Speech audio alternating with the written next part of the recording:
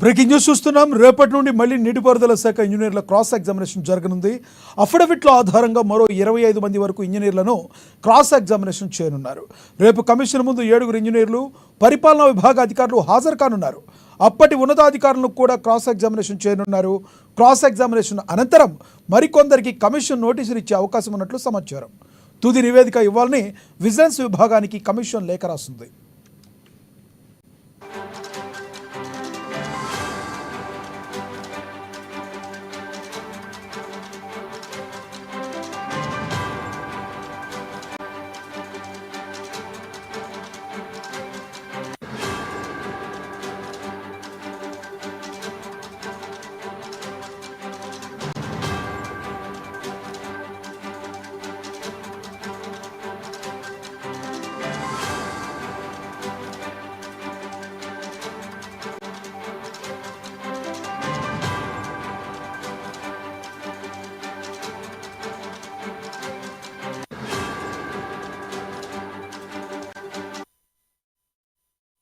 Breaking news చూస్తున్నాం. రేపటి నుండి మళ్ళీ నీటిపారుదల శాఖ ఇంజనీర్ల క్రాస్ ఎగ్జామినేషన్ జరగనుంది.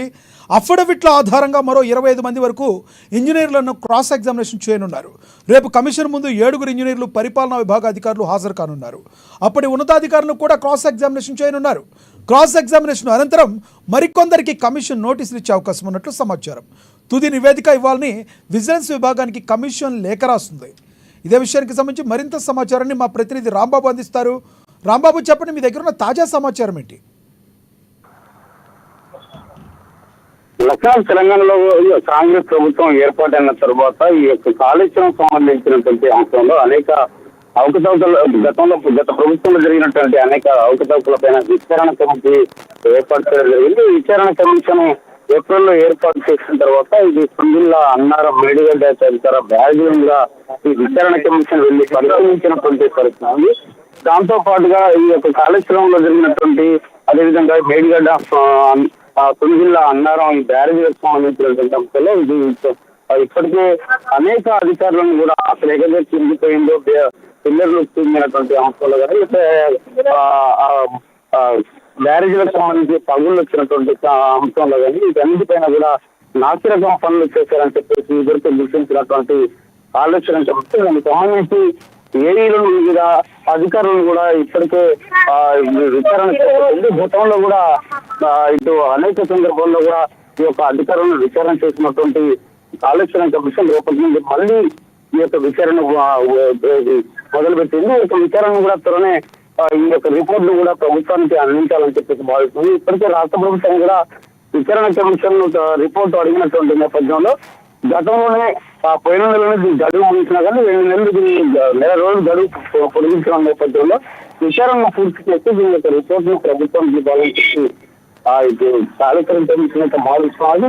ఈ నేపథ్యంలోనే రేపటి నుండి మళ్ళీ విచారణ ప్రారంభించినటువంటి మొత్తం ఈ యొక్క కాళేశ్వరం కమిషన్ లో జరిగినటువంటి అభివృద్ధి అక్రమాల పైన ఈ యొక్క సీనియర్ అంటే వీళ్ళ కమిషన్ ముందుకు ఇప్పటికే ఏఈలను, ఐఎంసీలను విచారణ చేసినటువంటి నేపథ్యంలోనే మరొకసారి 7 సీనియర్లుగా ఇంజనీరింగ్ అధికారులను రేపైతే విచారణ చేసేటువంటి అవకాశం కనబడుతున్నది.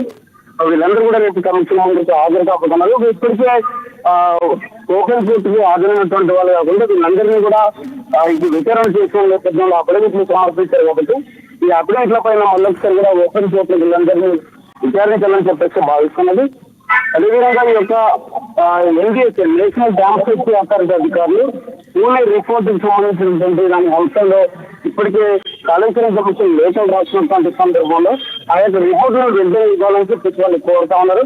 ఈ రిపోర్టులు రాగానే ఇక్కడ విచారణ చేసినటువంటి రిపోర్ట్ను ఈ యొక్క ఎన్డీఎస్ కానీ లేకపోతే పూణే రిపోర్టులను అన్నింటినీ తీసుకొని కూడా ప్రభుత్వానికి తుదికి అన్ని ఏర్పాట్లు చేస్తా ఉంది. దానికి సంబంధించినటువంటి దానిపై ఇప్పటికే కమిషన్ అడిగిన లాయర్ను కూడా ఇవ్వడానికి రాష్ట్ర ప్రభుత్వం అంగీకరించింది.